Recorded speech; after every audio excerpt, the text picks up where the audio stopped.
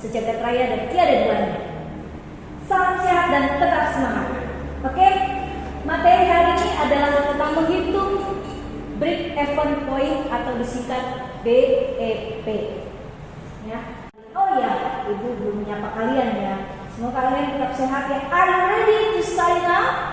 Oke, tujuan pembelajaran hari ini adalah Ibu harapkan setelah Ibu memaparkan materi ini, kalian dapat memahami apa itu definisi BEP, kemudian dapat menjelaskan kembali komponen pembentuk BEP, dan yang pasti dapat menghitung BEP dalam kuantitas, dapat menghitung BEP dalam rupiah, menghitung persamaan BP, dan membuat grafik BEP. Oke, kita masuk ke tujuan yang pertama, definisi BEP atau break even point. Banyak yang mengatakan bahwa break even point itu istilah gampangnya adalah balik modal, ya. Banyak yang mengatakan begitu, ya. Tapi itu istilah gampangnya sebenarnya ya. Banyak yang mengatakan itu tidak benar. Karena apa? Menurut dari definisi akuntansi itu tidak tepat katanya. Ya. Tapi orang awam bilang begitu, yang penting balik modal. Sama seperti itu. Apa itu BEP? BEP itu disebut juga titik impas, bisa juga disebut titik pulang pokok, ya. Bisa juga diartikan suatu kondisi atau keadaan di mana perusahaan itu tidak mengalami untung maupun rugi. Persamaannya TR sama dengan TC. TR itu total revenue is equal total cost. Tapi banyak orang awam, ya gampangnya lah itu tuh balik modal gitu tuh. Yang penting sih balik modal. Namanya balik modal tuh definisinya biasanya nggak untung juga tidak rugi. Tapi menurut akuntansi itu tidak tepat. Oke, the next. Apa saja komponen-komponen pembentuk BEP? Komponen-komponen pembentuk BEP yang tadi yang disebut dengan biaya variabel atau bahasa Inggrisnya variable cost, biaya tetap atau fixed cost, harga jual, price, penghasilan atau pendapatan, dalam bahasa Inggrisnya revenue. Ada sumber lain mengatakan komponen pembentuk BEP itu adalah laba, ya. Selain yang 4 tadi ada juga laba. Oke, apa itu biaya variabel atau variable cost? Variable cost adalah biaya yang dikeluarkan perusahaan berubah-ubah, dipengaruhi oleh besar kecilnya volume produksi yang dilakukan oleh perusahaan. Biasanya biaya variabel itu disingkat BV atau VC. Ya, tapi biasanya Ibu lebih menggunakan bahasa Inggris ya, VC dalam rumus-rumus. Apa saja contoh variable cost? Contoh variable cost itu contohnya adalah biaya bahan baku, biaya transportasi, biaya listrik, biaya lembur, dan lain sebagainya. Kenapa disebut tadi contoh-contoh tadi disebut biaya variabel? Karena berubah-ubah. Biaya bahan baku itu tergantung volume produksi ini ya yang dilakukan oleh perusahaan. Misalkan volume produksinya tinggi, otomatis biaya bahan bakunya tinggi. Biaya listriknya juga jadi tinggi. Sama aja lah kalau kita menggunakan, termasuk biaya telepon juga kan termasuk pada biaya variabel. Kenapa? Orang contoh siswa, coba kamu bayangin aja, kalau kamu punya pacar dengan tidak punya pacar, mungkin kalau yang nggak punya pacar kuotanya irit ya. Tapi kalau punya pacar, waduh, di sekolah terus, visian terus, video call, SMS tiada henti gitu kan. Nah, sama seperti itu yang disebut dengan biaya variabel, berubah-ubah. Sedangkan apa itu biaya tetap? Biaya tetap adalah biaya yang dikeluarkan oleh perusahaan bersifat tetap, tidak terpengaruhi oleh volume produksi yang dilakukan perusahaan. Jadi stagnan segitu aja. Mau volume produksinya tinggi, mau rendah, ya tetap segitu. Biasanya biaya tetap atau fixed cost disingkat BT, biaya tetap atau FC, ya fixed cost. Contohnya apa? Biaya gaji. Tadi biaya variabel, biaya lembur. Biaya lembur kenapa masuknya kepada biaya variabel? Karena lembur itu kan tidak setiap orang lembur, dan lembur itu kadang-kadang ada, kadang bulan ini ada lembur, kadang enggak. Maka masuknya kategorinya adalah biaya variabel. Tapi kalau gaji, jadi kalian harus bisa membedakannya antara biaya gaji, biaya lembur dan upah. Upah dan lembur itu masuknya kepada kategori biaya variabel. Tapi kalau gaji itu termasuk biaya tetap. Karena orang masuk mau tidak biasanya bulanan, bersifat bulanan dan konstan ya tetap. Mau masuk enggak tetap. Nanti yang dipotongnya apa gitu ya. Kemudian contoh yang kedua biaya sewa. Nah kamu yang sekolah itu sambil ngekosnya, kamu mau ngekos itu ditempatin sebulan, mau cuma 10 hari, kalau ongkosnya bulanan itu tetap dibayarnya, dihitungnya bulanan kan ijab kabulnya sudah bulanan.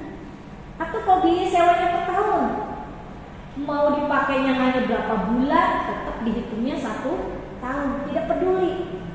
Pada dagangan saya sepi, saya sewa rukonya bagaimana, saya pemilik itu nggak mau tahu. Dan karena sudah termasuk kategori biaya tetap. Mau warungnya tutup, mau warungnya buka terus, mau hanya berapa bulan, tetap harus membayar segitu. Kemudian biaya premi asuransi sama ya seperti itu. Harus tetap dibayar setiap bulannya, besarnya sama, tidak terpengaruh oleh volume produksi. Kemudian apa saja rumus BEP? Ya. Rumus BEP itu ada beberapa ya. Yang satu di sini BEP dalam kurung Q, artinya BEP dalam unit ya. Nah, rumusnya FC per P min PC. Keterangannya nanti di slide berikutnya. Rumus yang kedua BEP dalam rupiah, yaitu FC bagi 1 min PC per P. Sedangkan tadi persamaan BEP itu adalah TR sama dengan PC, di mana total revenue sama dengan total cost. Ya, di sini ada keterangannya ya, FC itu tadi apa, PC apa, P apa. Untuk P itu price dan variable cost itu dihitungnya per unit ya. Artinya misalkan variable costnya 2000 per unit, itu harus nanti dikalikan Q-nya berapa. Nah, dalam BEP ini dikatakan BEP jika TR sama dengan TC, itu rumusnya begitu. Dikatakan laba jika TR lebih besar daripada TC atau hasilnya positif. Kalau hasilnya positif maka sudah pasti itu adalah laba. Dikatakan jika rugi jika TR lebih kecil daripada TC atau penghasilan lebih rendah daripada biaya. Kalau di persamaannya nanti hasilnya negatif. Kalau negatif di mana-mana pasti rugi ya. Nah, ini rumus akhirnya persamaan TR sama dengan TR itu total revenue, rumusnya P kali Q, sedangkan TC itu sama dengan TFC atau total fixed cost ditambah total variable cost. Sedangkan bagaimana menghitung rumus laba rugi dalam BEP? Ya, kalau akuntansi laporan keuangan beda lagi ya, nanti tetap sama, prinsipnya sama. Pendapatan dikurangi pengeluaran. Nah, cuma rumusnya nanti kalau dalam BEP seperti ini. Laba atau rugi itu sama dengan TR dikurangi TC, di mana TR sama dengan P kali Q dalam kurung dikurangi TFC ditambah TVC. Atau pakai cara kedua, ya lebih cepat ini sebenarnya. Q2 dikurangi Q1 dikalikan P min PC. Mungkin nanti kalau lihat rumus kayaknya bingung ya. Mungkin nanti kalau sudah ketemu soal kayaknya lebih mudah. Next. Nah ini contoh grafik BEP ya. Yang horizontal itu fixed cost. Ya, fixed cost itu horizontal bentuknya begini. Mau berapapun volumenya, mau 10, mau 100 tetap stagnan segini. Sedangkan variabel cost itu ya tergantung volumenya. Volumenya semakin besar, otomatis biaya yang dikeluarkan juga akan semakin besar. Volume produksinya sedikit kecil, ya semakin kecil juga biaya yang dikeluarkan. Seperti itu. Nah, itu contohnya kalian bisa lihat di sini. Nah, selanjutnya ini Ibu berikan contoh soalnya ya.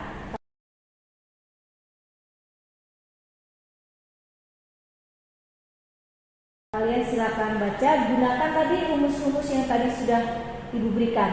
Kalau kamu tadi memperhatikan, mudah kok dalam mengerjakan soal-soal ini. Silakan Ibu berikan waktu untuk mengerjakan. Kalau ada yang kurang dipahami, bisa langsung tanya kepada Ibu, baik Japri maupun lewat kolom komentar. Mana yang kurang paham? Ya. Nah, apa kesimpulannya dari materi yang tadi disampaikan tentang BEP? Ya, anak biasanya menyebutnya BF. Jangan BF, BEP, gitu ya. BEP merupakan komponen keuangan di mana pengusaha mampu memproyeksikan berapa unit produk yang harus dijual atau berapa rupiah keuntungan yang harus dicapai agar berada di titik impas. Jadi si pengusaha itu tahu titik impasnya di mana. Kalau unitnya di unit berapa? Oh, 1000 unit. Berarti kalau saya memproduksi 1000 unit, maka saya tidak untung dan tidak rugi. Berarti kalau saya mau untung, berarti saya harus memproduksi lebih dari 1000 unit. Rupiahnya berapa? Rupiahnya 1 juta. Oh, berarti kalau saya ingin dapat untung, saya harus menghasilkan uang lebih dari 1 juta. Gitu. Hal ini tentu berguna untuk memproyeksi langkah-langkah yang akan diambil dalam aktivitas penjualan, mulai dari inovasi, variasi produk, hingga hal-hal yang bersifat operasional, agar perusahaan mampu mencapai perhitungan yang optimal. Demikian pertemuan Ibu kali ini. Semoga apa yang Ibu jelaskan tadi bermanfaat oleh kalian. Jika ada yang masih belum paham, bisa hubungi Ibu Japri, atau nanti akan Ibu berikan part keduanya ya, untuk perhitungannya bagaimana. Jawabannya tadi kita bahas bersama-sama. Wabillahi taufiq wal hidayah. Wassalamualaikum warahmatullahi wabarakatuh. Yang muda yang berkreasi.